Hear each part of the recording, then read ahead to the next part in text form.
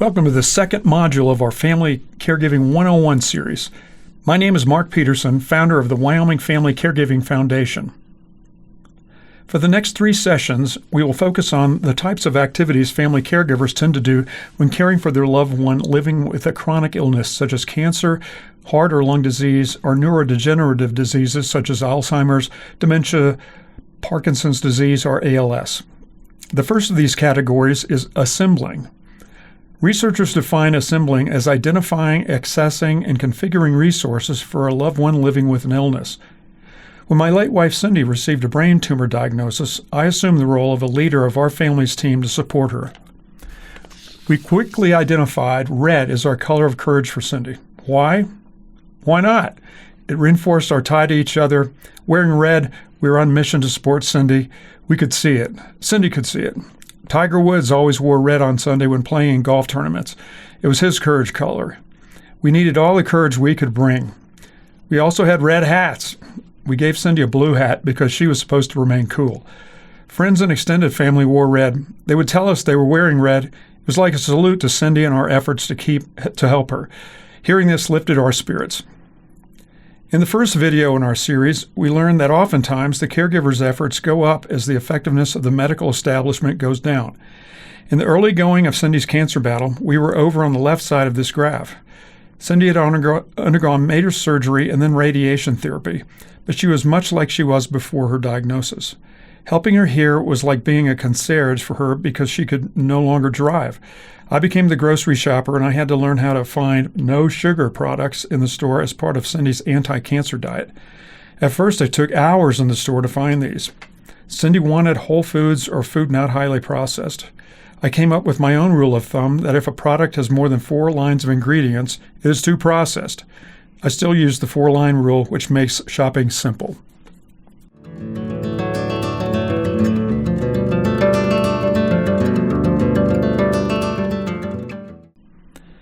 In the University of California, San Francisco Brain Tumor Center's Orientation to Caregiving, Chapter 2 begins by asserting that caregiving requires skills that you may not be familiar with and demands the ability to manage your loved one's care almost as if it were a complex business project. As a marketing professor, I immediately grasped what the author here was saying. In caregiving, you have a customer, your loved one, in a service business that requires you to transform materials into other forms for your loved one. There's also a financial aspect to everything you are doing, and if you don't keep your eye on the flow of money in and out of your caregiving business, you can get into trouble. In these ways, your family caregiving project represents an enterprise, an undertaking that is difficult or requires effort. In Star Trek, the starship was named Enterprise because space was the final frontier, and the Starship Enterprise was to boldly go where no man has gone before. While you won't go to outer space in your caregiving journey, if you're an agentic caregiver, one who is enterprising by showing initiative and resourcefulness, you will be manifesting behaviors similar to those of an entrepreneur. You will identify opportunities to serve your loved one and develop them, regardless of the resources available. You can take pride in being such an entrepreneur for your loved one. There are similarities between family entrepreneurship and family caregiving.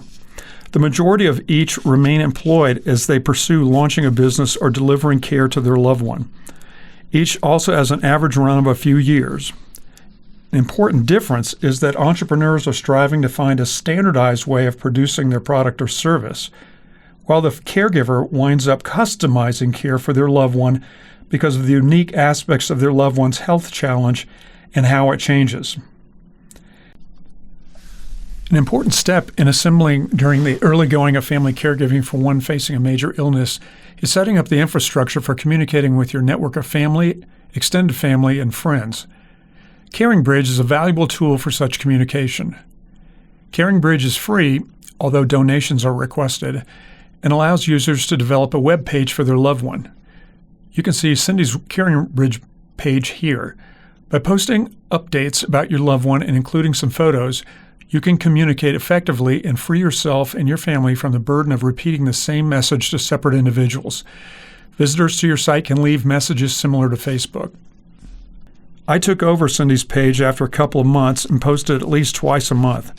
One of the best received posts was one I did posing as our family's golden doodle named Bingley, who then referred to me as the guy who feeds and walks me. The update was that Cindy had been to the hospital but had now returned. Bingley was able to convey this in a non-alarming and winsome way.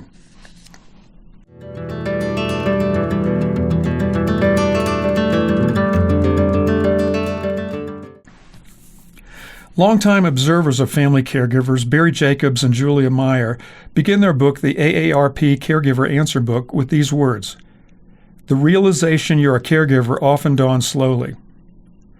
Does it come to you after you have done a chore or two for your parent, or after helping another family member give care to someone you both love? Looking back on my caregiving journey with Cindy, I was never knighted into this role. I was Cindy's husband and was doing what a husband should do for his wife facing a challenge in life. After recovering from her brain surgery, Cindy was very much like she had been prior to her diagnosis. 15 months later, the way I was helping Cindy was undeniably caregiving because Cindy had lost mobility on her left side after recurrence of the brain tumor.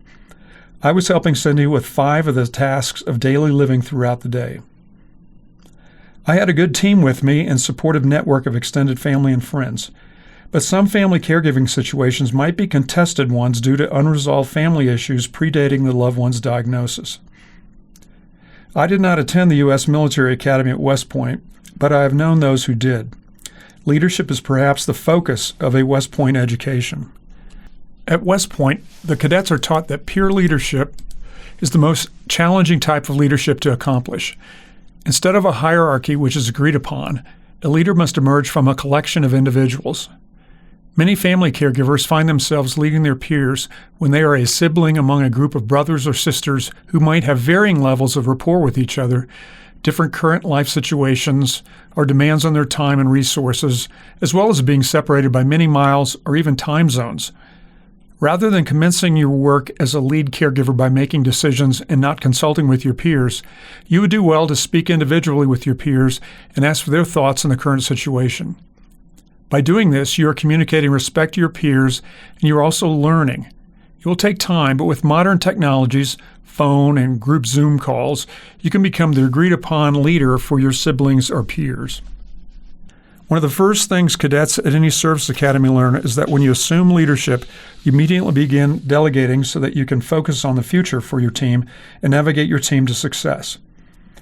As a lead family caregiver, delegate tasks and follow up with thanks for those well done and in a timely way. If you don't, you will likely exhaust yourself and stress out your loved one and those trying to help in the caregiving enterprise.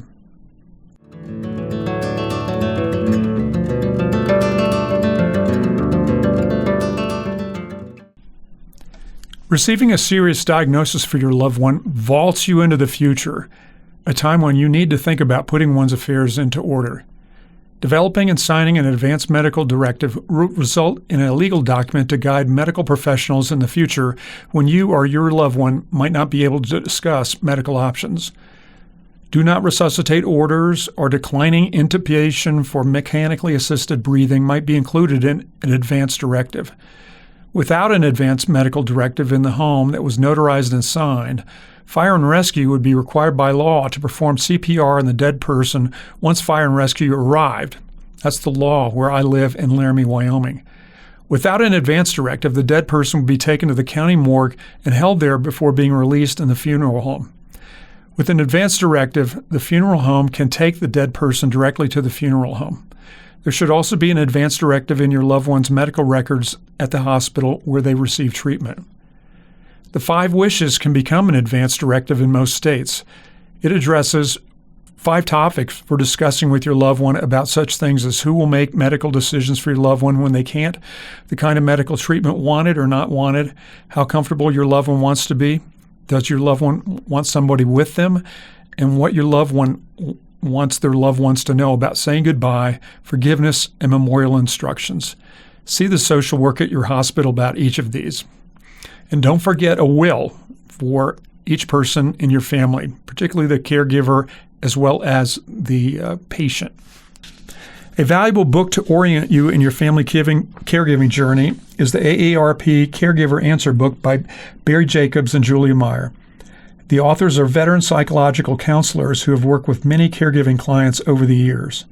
They offer a variety of examples on topics ranging from assessing your situation, taking care of yourself as a caregiver, caregiving in your home, and remote caregiving. The American Association of Retired Persons, AARP, also has developed resources for you on their website. This organization is increasingly committed to boosting the effectiveness of family caregivers. Reading a caregiving memoir can help you fully understand the arc of a family caregiving journey. This includes the emotional aspect of caregiving as well as the demands for juggling one's work life and care for another.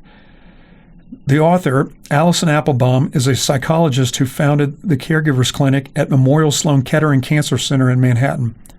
Her memoir, Stand By Me, is about her experience as a caregiver for her father, legendary musical composer Stanley Applebaum, who lived with a neurodegenerative disease, Lewy body syndrome. Stand By Me is both a compassionate companion and practical guide for anyone stepping into or already working in the role of family caregiving. In interviewing more than 20 caregivers for research about family caregiving, a number of themes emerge which resonate with Allison Applebaum's story in Stand By Me. While the enterprise can be difficult at times, family caregiving can be deeply meaningful. Our family's golden doodle, Mr. Bingley, became part of the caregiving team. If he wasn't eating or outside on a walk, Bingley was 18 inches from Cindy. He seemed to sense Cindy needed companionship and protection. Bingley was in just about every photo of Cindy during her cancer battle because he was always 18 inches away from her, as in this photo. Support groups of those fighting similar health issues or those doing family caregiving can be very valuable in your learning as a caregiver. Cindy and I attended Cindy's brain tumor support group held at UC Health in Fort Collins once a month. Tom, depicted here with Cindy, was the social work counselor who ran the brain tumor support group. Peer learning about medical treatments, clinics, and the dispersed community of those fighting a brain tumor were important outcomes of Cindy's involvement. Encouragement was the most important outcome for Cindy. Online support groups are also available, and your hospital social worker can connect you to one of these. Sarah, depicted here, became a friend to Cindy and me through the brain tumor support group. She spoke at the graveside ceremony for Cindy in July 2021, saying simply, "Cindy fought like an angel until she became one." It meant so much to hear such words from someone who has traveled a similar road to Cindy. I was able to attend one family caregiving support group session in Fort Collins during Cindy's weeks of radiation treatment when we lived in Fort Collins.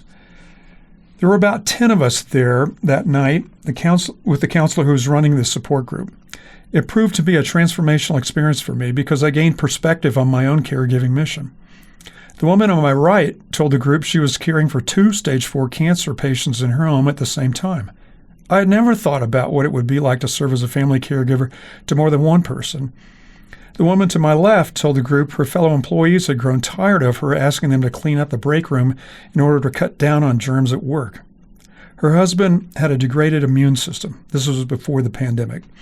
Hearing this made me realize that my coworkers only wanted my wife to get well, and I did not work with hostility from coworkers. Finally, a heavy-set middle-aged guy spoke up about the importance of not lapsing into a bunker mentality when helping someone fighting a disease.